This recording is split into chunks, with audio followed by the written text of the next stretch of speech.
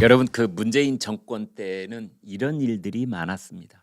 이제 신문 방송이 그 어쩌지 막 그 이 힘들게 취재를 해가지고 뭔가 하나 이렇게 탁 터트립니다.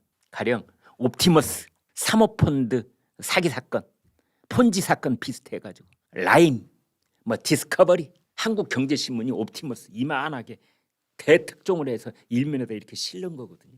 옵티머스가 수상하다. 부동산 투자를 했는데 아무래도 여기가 석연치 않다. 돈이 들어간 것 같은데 나온 데가 없다.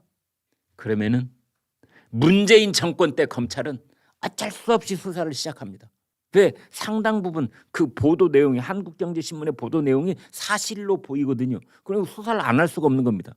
수사를 딱 시작했다가 도대체 이 수사가 진행이 되는 건지 중간 수사 결과는 언제 나오는 건지 오리무중이 되는 겁니다. 오리무중. 그래서 그런 사건들을 윤석열 정부 들어와서 다시 들여다보고 있는 겁니다. 그래서 이번에 이제 그 옵티머스를 한번 보겠습니다. 검찰이 문재인 정부 당시 부실 수사 논란에 휩싸였던 옵티머스 펀드 사기 사건의 재수사에 착수했다. 옵티머스 사건은요, 한마디로 말하면 이런 겁니다.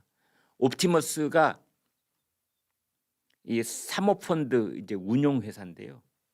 이제 가입자들한테 돈을 모으는 겁니다. 1조 3,500억. 참 많이도 모았습니다. 1조 3,500억. 근데 이제 돈을 모을 때 뭐라고 말하고 돈을 모으느냐? 공공기관에 투자하겠다. 공공기관에.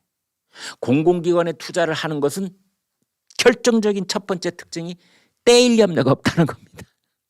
수익은 뭐 엄청 높지 않을지 모르겠으나 절대 떼일 염려는 없는 거. 가령 예를 들면은 지방자치단체에 채권을 산다든지 서울시, 부산시 뭐 이렇게.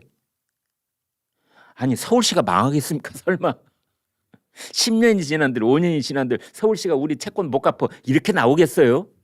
서울시의 시민들이 한 분도 안 계시는 그런 상황이 벌어지지 않는 한 서울시가 망하거나 문 닫는 일은 없겠지요.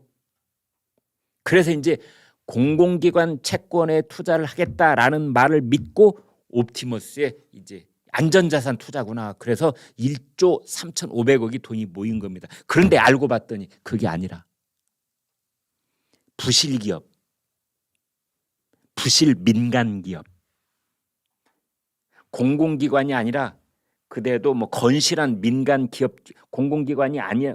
그래 뭐 좋다. 공공기관 아니면 그러면은 뭐 삼성전자처럼 건실한 현대차처럼 굴지에 뭐 그런 데에 투자를 했냐. 그게 아니고 오늘 없어질지 내일 없어질지 모르는 부실기업에 투자를 했다 이겁니다. 왜 그랬을까요? 싸니까. 값이 싸니까. 그런데 누가 투자를 하겠어요? 옵티머스 말고는. 그리고 돌려막기. 가령 옵티머스에 1조 3,500억을 넣었던 그 가입자 중에 어떤 사람이 나는 이제 돈 빼가야 되겠다. 환매 신청을 하면 그 돈을 돌려줘야 되잖아요. 이렇게 일이 터지기 전에는 말이죠. 그러면 그게 이제 돌려막기를 하는 겁니다. 새로운 가입자를 받아서 빠져나가는 가입자 돈을 돌려주는 거.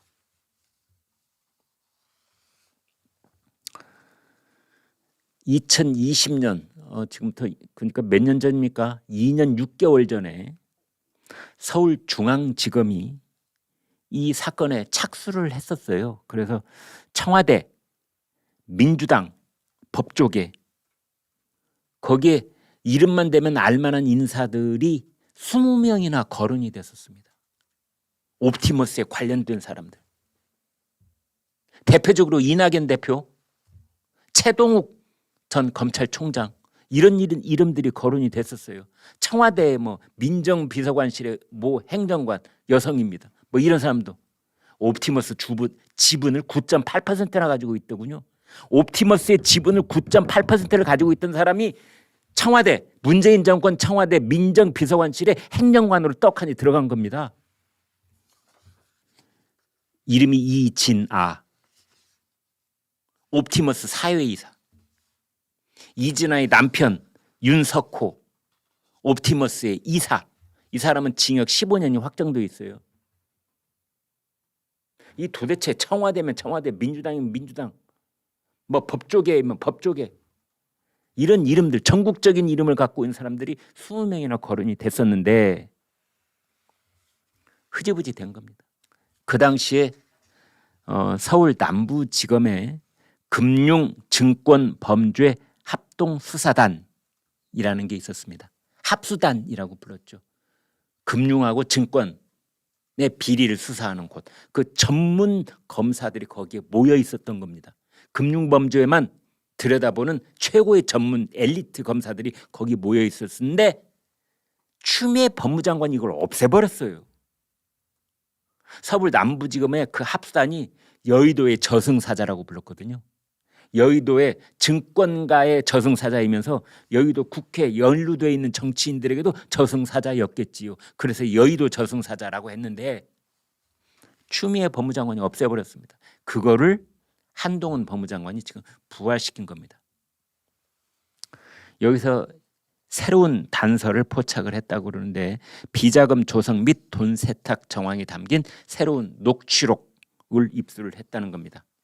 당시 청와대와 민주당 인사들의 이름이 적힌 펀드 하자 치유 관련 문건도 확보를 했다고 그래요. 참 문건 제목이 기가 막힙니다. 펀드에 하자가 생겼는데 그거를 치유하는 관련 문건이다. 거기 보니까 최동욱 전 검찰총장, 양호 전 나라은행 은행장. 그런데 그로부터 1년 뒤인 2021년 8월 문재인 정권의 검찰은 사건을 마무리합니다. 그리고 대부분 다 무혐의 처분을 합니다. 네. 거기에 이제 이런 게 있습니다. 최동욱 전 검찰총장이 옵티머스가 추진하던 경기도 광주 봉현 물류단지 사업 인허가와 관련해서 2020년 5월에 이재명 당시 경기지사를 만났다는 내용도 있습니다. 양쪽은 이 만났다는 것은 인정을 하고 있는데 검찰은 이 두 사람을 무혐의 처리를 했었습니다. 두 사람이 만나서 식사를 하기는 했지만 청탁은 없었다 라는 게 검찰의 결론이었는데 합리적인 의심은 그렇지 않죠. 이 사람들이 그 바쁜 와중에 할 일 없어서 만나서 점심 먹습니까? 두 사람의 연결고리도 없는데 검찰총장을 지냈던 변호사 신분의 최동욱이 왜 경기도 지사를 만나서 밥을 먹습니까? 고등학교 친구도 아니고 대학 친구도 아닌데. 아무튼 그런 석연찮은 무혐의 결정이 나섰는데 그런 것도 이제 다시 들여다보겠다라는 것입니다. 옵티머스 이사 윤석호, 그 와이프인 이진아 씨는 그 옵티머스 사업에 계속적으로 관여를 하고 있었는데 청와대 행정관에 발탁이 됩니다. 문재인 정권 때 청와대 그 행정관 비서관들 이 사전 인사검증 어떻게 했는지 참 어떻게 보면은 기가 막히고 한심할 뿐인데요. 그 사람이 딱 청와대 행정관으로 들어오면서 이제 여러 가지 여기에 관련된 뭐를 했는지 지금부터 알아봐야 되는 겁니다. 도대체 뭘 했을까? 청와대 행정관으로 있으면서. 재직 중에 뇌물을 수수했다는 의혹을 받았는데 지금까지 아무런 처분이 내려지지 않고 있습니다, 여러분. 그다음에 이낙연 민주당 대표실의 부실장 이모 씨, 수십 년 동안 이낙연 대표의 최측근이었던 그 사람, 극단적인 선택을 했지요. 숨진 채 발견이 됐습니다. 옵티머스의 로비스트로 알려진 연예기획사 대표 신모 씨. 그러니까 옵티머스의 로비스트, 연예기획사, 거기로부터 선거에 필요한 이 사무실 기기를 임차료도 받지 않고 그냥 빌려 쓴 것이다. 뭐 이런 얘기도 있습니다. 김진국 청와대 민정수석 현직 부장판사를 또 그 연예기획사 대표에게 소개시켜줬다.